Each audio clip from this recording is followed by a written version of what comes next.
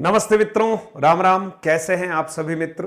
तैयारी कर रहे हैं निरंतर और बहुत दिनों से आप प्रतीक्षा भी कर रहे थे कि ये जो फर्स्ट ग्रेड और सेकंड ग्रेड की संस्कृत शिक्षा विभाग की जो वैकेंसी निकली थी और उस वैकेंसी के बाद सरकार ने एक नोटिफिकेशन जारी किया था और उस नोटिफिकेशन के तहत सिलेबस में कुछ बदलाव की संभावनाएं हमें नज़र आ रही थी। लेकिन आरपीएससी ने अभी अभी जो सिलेबस जारी किया है उस सिलेबस को देखने के बाद यह सुनिश्चित हो गया है कि जो बातें की जा रही थी वो अभी धरातल पर आई नहीं है, यानी सिलेबस में किसी भी प्रकार का कोई बदलाव नहीं हुआ है मित्रों। इसलिए जो मित्र हमारे सेकंड ग्रेड और फर्स्ट ग्रेड की तैयारी कर रहे हैं वो अपनी तैयारी को पुराने सिलेबस के अकॉर्डिंग ही जारी रखें। बहुत सारे बच्चों के मन में ये भी आशंका थी कि सर कहीं 11th 12th और 9th 10th की जो पुस्तकें हटाई थी वो वापस लगा रहे हैं क्या, लेकिन ऐसा कुछ हुआ नहीं है। आइए जरा हम सिलेबस पर भी चर्चा कर लेते हैं।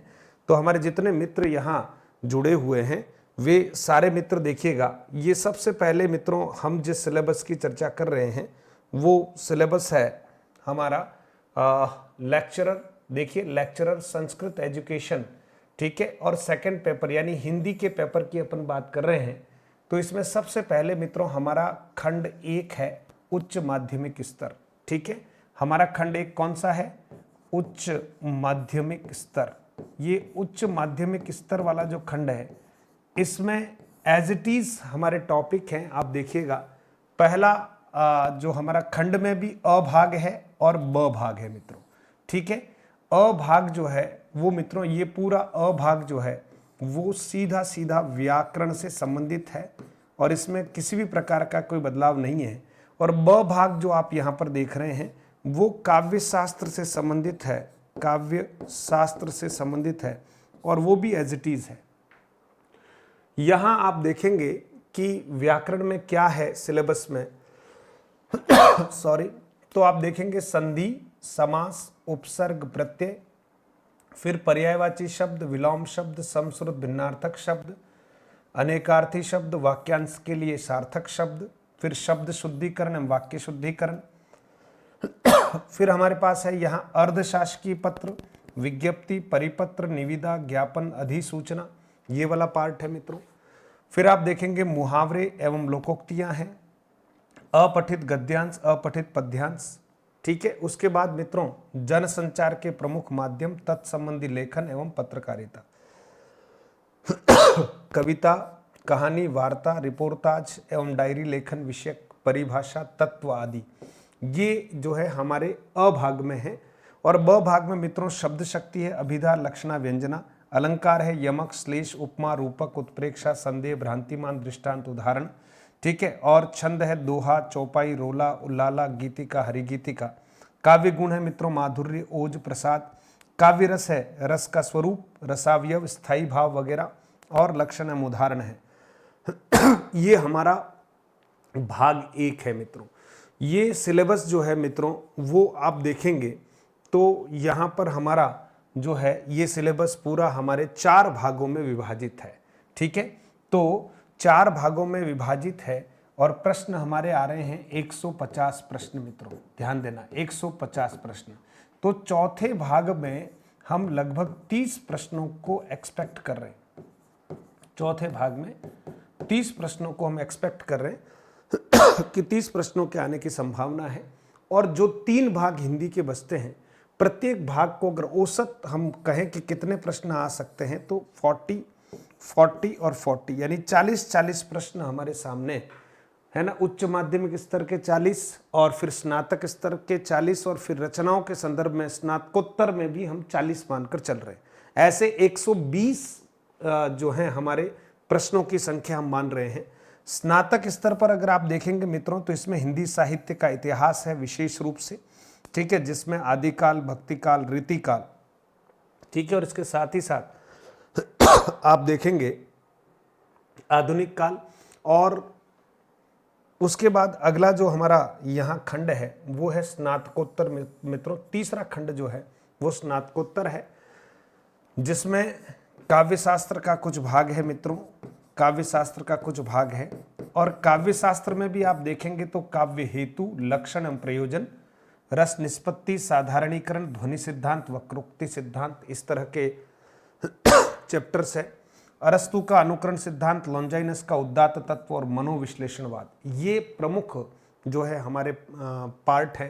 फिर कुछ रचनाएं हैं मित्रों, कबीर ग्रंथावली, रामचरितमानस, तुलसीदास जी, बालकांड वही, बिहारी रत्नाकर, प्रारंभिक 25 दोहे, साकेत, मैथिली शरण गुप्त, नवम सर्ग, कविता क्या है, शिरीष के फूल वगैरह, ये जो सारी चीजें हैं। ठीक है मित्रों। फिर कहानियां हैं, कफन, पुरस्कार और यही सच है, और हिंदी भाषा उद्भव, विकास, बोलियां, उपबोलियां, राजभाषा और देवनागरी लिपि। यहां से भी हम 40 प्रश्न एक्सपेक्ट कर रहे हैं।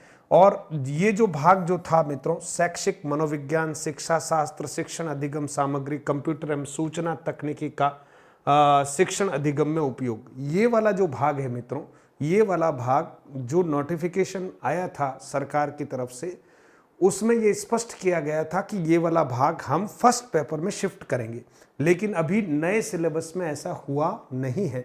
इसलिए अब जो नवंबर दिसंबर में आपकी परीक्षाएं होने वाली 2024 में, जिसका टाइम टेबल आ चुका है मित्रों, तो वो इसी पैटर्न के अनुसार होने वाली है, इसी सिलेबस के अनुसार होने वाली है।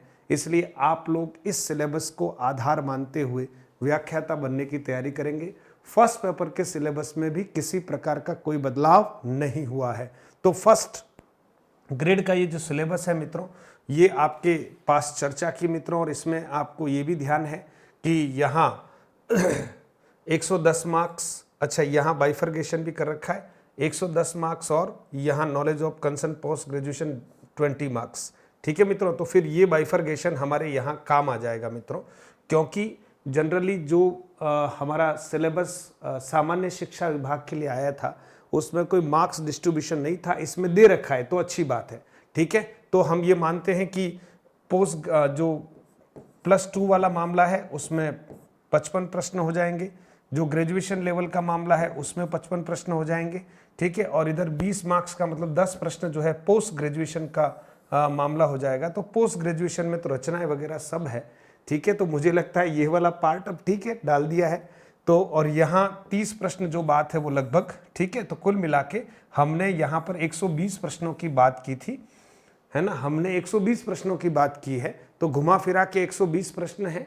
ठीक है। हमें 10+2 ग्रेजुएशन लेवल और पोस्ट ग्रेजुएशन लेवल को बहुत अच्छी तरह से, और मैं तो चाहता हूँ इक्वल तरीके से आपको पढ़ना है ना। कभी 10 की जगह थोड़ा सा प्लस माइनस हो जाए तो हो जाए, ऐसा संभव है, ऐसा मुझे लग रहा है, क्योंकि केवल 10 प्रश्न देना जिसमें इतनी सारी रचनाएं भी हैं और बहुत सारी चीज़ें हैं, तो यहाँ मुझे लगता है कुछ प्लस हो सकता है। पेपर सेटर अपनी ओर से कुछ छोटा मोटा प्लस कर सकता है।